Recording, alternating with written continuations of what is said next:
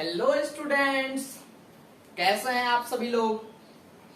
ठीक ही होंगे। चलिए आज हम ट्रिगोनोमेट्री के क्लास 2 के तरफ चलते हैं। क्लास 1 में आपको मैंने बताया था कुछ चीजें, जैसे ट्रिगोनोमेट्री क्या है और ट्रिगोनोमेट्री होते क्या हैं, उनके रेशियोज क्या होते हैं। तो जैसे मैंने यहाँ पे कल जो आपको बताया था वो कुछ रेशियो यहाँ पे लिख करके रखे हुए हैं। जैसे आपको बताया था कल मैंने साइन थीटा के बारे में। साइन थीटा जो होता है वो परपेंडिकुलर और हाइपोटेनस का रेशियो होता है। कॉस थीटा के बारे में बताया था, कॉस थीटा बेस और हाइपोटेनस का रेशियो होता है। टेन थीटा के बारे में बताया था, टेन थीटा परपेंडिकुलर और बेस का रेशियो होता है। और फिर उसके बाद इन सब के रेसिप्रोकल के बारे में मैंने आपको बताया था। साइन थीटा के रेसिप्रोकल 1/sin थीटा होते हैं, जिसको हम कॉसेक थीटा लिखते हैं, और ये जो कॉसेक थीटा होता है वह हाइपोटेनस और परपेंडिकुलर का रेशियो होता है। नेक्स्ट बताए थे कॉस थीटा के रेसिप्रोकल के बारे में। कॉस थीटा के रेसिप्रोकल जो होते हैं वो 1/cos थीटा होते हैं, और उसको हम सेक थीटा लिखते हैं, और सेक थीटा जो होता है वो हाइपोटेनस और बेस का रेशियो होता है।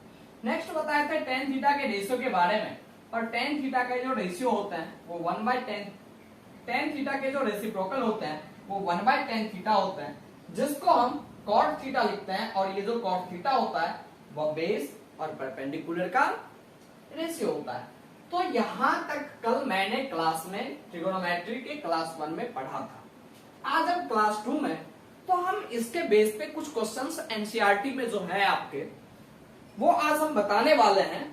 और आज हम जो कोशिश करेंगे 1 से लेके 5 तक के क्वेश्चन को हम इसमें आपको बताएं। टोटल तो ऐसे उसमें 11 क्वेश्चन है एक्सरसाइज 8.1 में, उसमें से आज हम कोशिश करेंगे 5 क्वेश्चंस डील हो जाए। तो चलिए हम देखते हैं इन क्वेश्चंस को। अब यहाँ पे आपका फर्स्ट क्वेश्चन क्या कह रहा है? फर्स्ट क्वेश्चन कह रहा है in triangle ABC right angled at B. कहता है कोई एक ट्रायंगल है एबीसी। तो चलिए हम एक स्ट्रक्चर को ड्रॉ करते हैं। ये कोई एक ट्रायंगल है, और ये ट्रायंगल है ए बी और सी। अब क्या कह रहा है? Right angle at B, means ये ट्रायंगल का जो बी है वह कौन सा एंगल है? वह एक राइट एंगल है। और इसमें कह रहा है एक लेंथ दिया हुआ है, AB का लेंथ जो है वो कितना? 24 सेंटीमीटर। तो AB 24 सेंटीमीटर आपका दिया हुआ है। नेक्स्ट BC का जो लेंथ है वह 7 सेंटीमीटर है, तो BC 7 सेंटीमीटर दिया गया।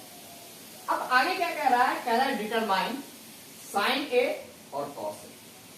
अब इसमें ये तो AC तो दिया हुआ ही नहीं है, तो भाई AC कैसे फाइंड आउट करेंगे? तो मैंने स्टूडेंट्स आपको परसों पाइथागोरस थ्योरम यानी ट्रिगोनोमेट्री क्लास को स्टार्ट करने से पहले पाइथागोरस थ्योरम के बारे में आप लोगों को बताया था, और ये भी बताया था आप लोग इसे ध्यान देकर के पढ़ेंगे ताकि हम ट्रिगोनोमेट्री में इसका अच्छे तरीके से यूज कर पाए। तो आई होप कि आप लोगों ने उनको पढ़ा होगा और आपको वो सारी चीजें याद भी होगी। तो अब हम यहाँ पे फाइंड आउट, हमें क्या करना है? AC को फाइंड आउट करना है। तो पाइथागोरस थ्योरम से हम बताए थे ये ट्रायंगल की जो सबसे बड़ी साइड होती है यानी AC, उसका स्क्वायर इक्वल होता है किसके? तो अगर जो दो साइड्स हैं उनके सम ऑफ स्क्वायर्स के, यानी AB का स्क्वायर और प्लस BC के स्क्वायर के ये क्या होंगे? इक्वल। यहां तक तो कोई प्रॉब्लम नहीं होगा आप लोगों को। अब नेक्स्ट चलते हैं, हमको AC स्क्वायर नहीं मालूम करना है, हमें AC मालूम करना है। तो AC मालूम करना है तो AC इक्वल टू हम क्या लिखेंगे? अब यहां से मैंने स्क्वायर को हटा दिया है, तो जब मैंने यहां स्क्वायर को हटाया तो इसके लिए हमें क्या करना पड़ेगा? इसे अंडर रूट करेंगे तभी तो स्क्वायर हटेगा। तो इसीलिए मैंने यहां पे अंडर रूट करके स्क्वायर को हटा दिया। तो अब यहां पे भी हम अंडर रूट करके इस स्क्वायर को सॉल्व करेंगे। तो जैसे यहां पे हो जाएगा अंडर रूट AB का स्क्वायर और प्लस BC का स्क्वायर। तो अब यहां से हम समझेंगे AC इक्वल टू क्या निकलेगा? तो AC इक्वल टू हो जाएगा आपका अंडर रूट ये AB का स्क्वायर, कितना है आपका AB, तो 24 सेंटीमीटर है, तो यानी यहाँ पे कर देंगे 24 का स्क्वायर प्लस BC आपका कितना है 7 सेंटीमीटर है, तो यहाँ पे हम करेंगे 7 का स्क्वायर। अब यहां से हम चलेंगे तो AC इक्वल टू आपका क्या निकल के आएगा, यहाँ पे जब हम 24 का स्क्वायर करेंगे तो 24 इंटू 24 करने पे आपका आएगा 576 और प्लस जब हम ये 7 का स्क्वायर करेंगे तो ये आपका निकल के आएगा 49। अब यहां से हम लिखेंगे AC इक्वल टू आपका निकल जाएगा 576 को जब हम 49 से ऐड करेंगे तो ये आपका हो जाएगा 669, तो 15 का 5 कैरी 1 और 7 4 11 11 1 12 का 2 कैरी 1 और यहाँ पे 5 1 6, तो ये आया अंडर रूट 625। अब 625 को ऐसे किन दो समान संख्याओं से गुना करें, मल्टीप्लाई करें, जिसका जो ये प्रोडक्ट हो वो 25 हो, तो ऐसी संख्याएं हैं आपके क्या हो जाते हैं, तो इसका एक तो हम ये जो वर्गमूल निकालने का है स्क्वायर रूट जो हम निकालते हैं वो हम फैक्टराइजेशन मेथड से निकाल सकते हैं। कैसे, तो यहां से हम देखते हैं इसका 625 का हम लोग फैक्टराइजेशन करते हैं, तो ये 6 2 8 8 5 13, तो ये 3 से तो डिवाइड होने वाला, यदि लास्ट में 5 है वो या तो 3 से डिवाइड हो सकते हैं या 5 से डिवाइड हो सकते हैं, पहले तो हम यही करेंगे, तो ये तो 3 से डिवाइड होने वाले हैं नहीं, क्योंकि 6 2 8 और 8 5 13, यानी सम ऑफ जो ये डिजिट्स होते हैं वो 13 आए, और 13 तो 3 के टेबल में आते नहीं है, ये डिविजिबिलिटी रूल से आप लोग पढ़े ही होंगे, तो ये 3 से डिवाइड नहीं है, तो इसके लिए हम 5 से इसको डिवाइड करेंगे, तो 5 से डिवाइड करने पे 5 1 जा 5, यहाँ पे आपके बच गए 1 2, तो 5 2 जा 10 और 5 5 जा क्या आ गए 25, फिर 5 से इसको डिवाइड करेंगे तो 5 2 जा 10, अब 2 5, तो 5 5 जा 25, फिर 25 आया तो 5 5 जा 25। अब यहाँ पे 4 5 आए, तो 4 5 आए तो पेयर में से एक को हम निकाल लेते हैं और फिर पेयर में से एक को निकाल लेते हैं, तो क्या आए, एक यहां से 5 निकले इन दोनों पेयर में से और इन दोनों पेयर में से एक यहां से 5 निकले, तो 5 5 जा आपके क्या निकल के आए 25, यानी AC इक्वल टू आपके निकल गए कितने 25 सेंटीमीटर। तो ये पाइथागोरस थ्योरम के द्वारा मैंने AC के लेंथ को निकाल लिया है, AC कितना आ गया आपका 25। अब नेक्स्ट चलते हैं, नेक्स्ट यहाँ पे कह रहा है साइन A, साइन A का मीन्स क्या है, यानी हमको जो मालूम करना है, ये साइन A का वैल्यू जो मालूम करना है, इसके जो रेशियो निकालना है वो किसके रिस्पेक्टिव निकालना है, वो एंगल A के रिस्पेक्टिव निकालना है, तो एंगल A के जब हम रिस्पेक्टिव निकालेंगे तो साइन A इक्वल टू, पहले साइन थीटा इक्वल टू होता क्या है, तो साइन थीटा इक्वल टू होता है परपेंडिकुलर और हाइपोटेनस के रेशियो, तो परपेंडिकुलर और हाइपोटेनस, तो जब ये साइन A कह रहा है, ये इस एंगल की बात कर रहा है, तो इस एंगल के रिस्पेक्टिव क्या हो जाएंगे परपेंडिकुलर, तो परपेंडिकुलर आपको हम बताए थे इस बारे में, ये हाइपोटेनस कांस्टेंट होता है और ये 90 डिग्री ये जो होते हैं राइट एंगल वो भी क्या होते हैं कांस्टेंट होते हैं, और चेंज क्या होता है, जब हम एंगल को चेंज करेंगे तो उसके बेस और क्या चेंज होंगे, परपेंडिकुलर ही चेंज होंगे, तो जिससे ये लगा हुआ होता है वो तो एक तो आपका हाइपोटेनस हो जाता है जिससे एंगल लगा हुआ होता है, और दूसरा बेस हो जाता है, और परपेंडिकुलर उसके जस्ट अपोजिट वाला होता है, तो इसका परपेंडिकुलर क्या हो जाएगा, तो आपका ये हो जाएगा, तो यहां से आपका निकल के आ जाएगा साइन A इक्वल टू, ये आपका क्या निकल के आ गया, ये आपका परपेंडिकुलर हो गया, तो यहाँ पे BC बाय कितना AC, यानी यहां से आपका आ गया क्या 7/25, 7/25, तो ये आपका साइन A निकल के आ गया।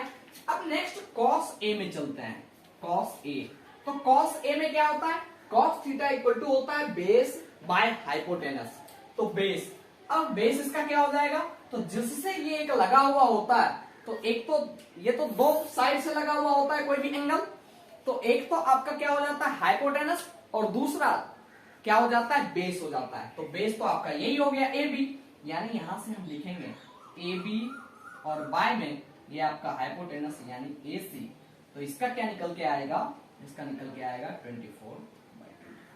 तो ये आपके क्वेश्चन फर्स्ट नंबर मैंने सॉल्व कर दिया। अब नेक्स्ट चलते हैं क्वेश्चन फर्स्ट के सेकंड वाले में।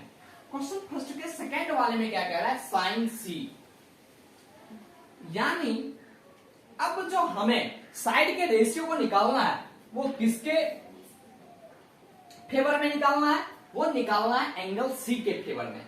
तो एंगल सी के फेवर में क्या कह रहा है हमें निकालने के लिए, ये साइन सी कह रहा है निकालने के लिए। फिर से साइन थीटा इक्वल टू क्या होता है, परपेंडिकुलर बाय हाइपोटेनस। जब इसके रिस्पेक्टिव हमको कह रहा है निकालने के लिए, तो हम क्या करेंगे, अब इसके लिए परपेंडिकुलर क्या बनेगा, तो ये और इस दोनों साइड से मिलकर के बना है, तो ये हाइपोटेनस तो कांस्टेंट है ही, और ये जो हो जाएगा ये क्या हो जाएगा, ये बेस हो जाएगा। तो परपेंडिकुलर क्या हो जाएगा, इसके इस एंगल के अपोजिट वाले, तो अपोजिट वाले साइड क्या है, तो ए बी है। तो यहां से साइन सी इक्वल टू हो जाएगा ए बी, और बाय ये तो कांस्टेंट होता ही है यानी ए सी।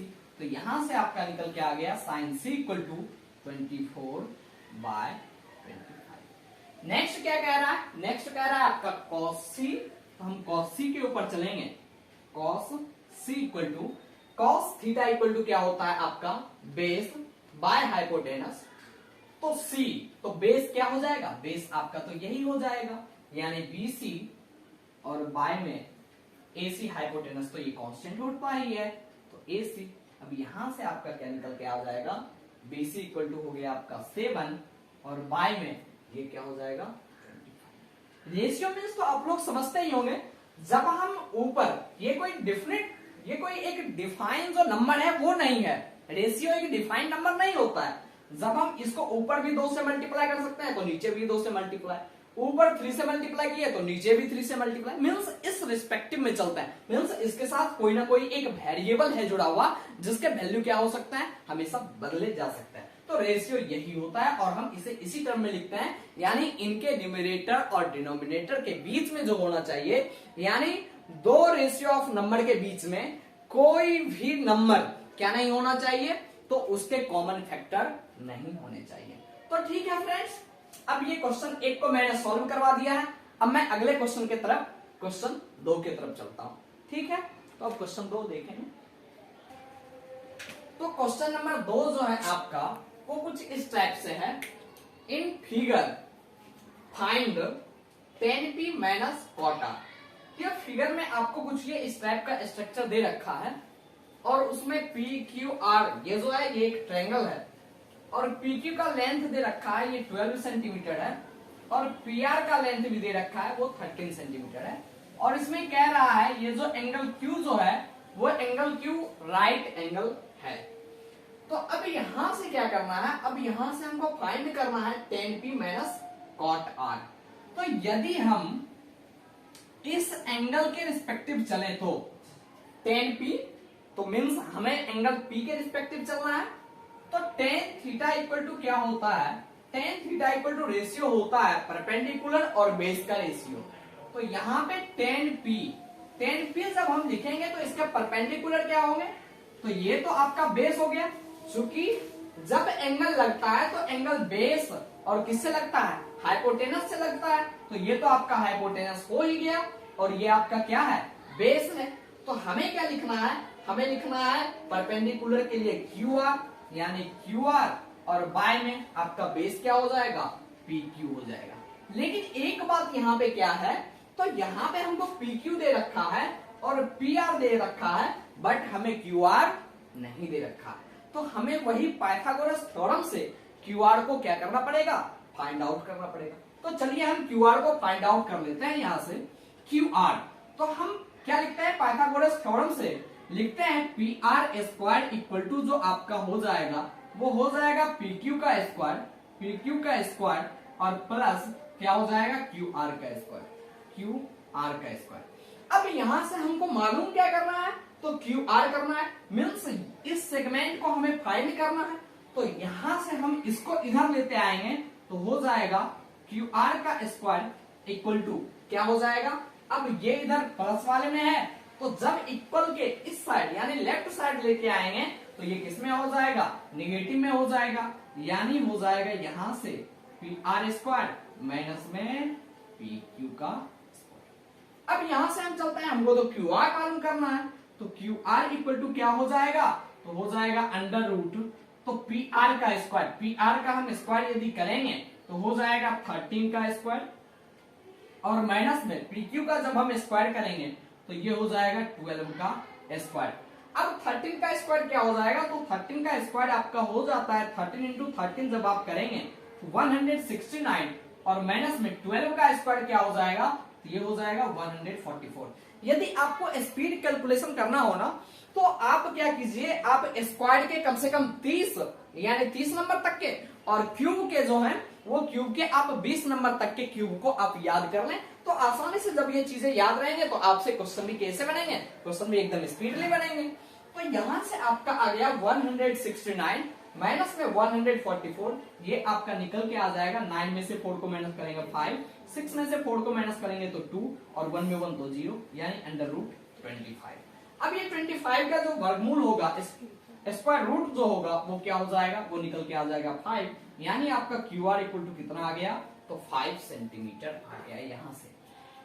तो ये पाइथागोरस थ्योरम से मैंने क्यू आर को निकाल लिया है। अब यहाँ पे Q R by P Q equal to क्या हो जाएगा, तो क्यू आर इक्वल टू हो जाएगा यानी 5, और बाय पी क्यू, तो पी क्यू क्या हो जाएगा, 12 हो जाएगा, यानी 10p इक्वल टू आपका निकल के क्या आया, 5/12। अब यहाँ पे कह रहा है कॉट आर निकालने के लिए, तो चलिए अब हम कॉट आर भी निकालते हैं। Cot R equal to, cot R means R angle ये है आपका, तो इस एंगल के रिस्पेक्टिव हमको क्या करना है, हमको उसके रेशियो निकालने हैं, कॉट के रेशियो निकालने हैं। तो यहाँ पे कॉट के रेशियो में क्या होता है, तो ये होता है बेस अपॉन परपेंडिकुलर। तो यहां से हम बेस निकालेंगे तो इसके बेस क्या हो जाएंगे, जब आर कह रहा है तो इसके बेस तो यही होंगे, चूंकि ये तो क्या है, हाइपोटेनस है, और बेस और हाइपोटेनस दो ही तो होते हैं, तो बेस आपके क्या हो जाएंगे, क्यू आर हो जाएंगे, यानी क्यू आर, और बाय में क्या, परपेंडिकुलर, तो परपेंडिकुलर आपके क्या हो जाएंगे, परपेंडिकुलर ये हो जाएंगे, इसके अपोजिट, यानी पी क्यू हो जाएंगे। तो अब यहां से आपका जो निकल के आएगा वो भी कितना आएगा, वो भी 5/12 आएगा, वो भी कितना आएगा, 5/12 आएगा।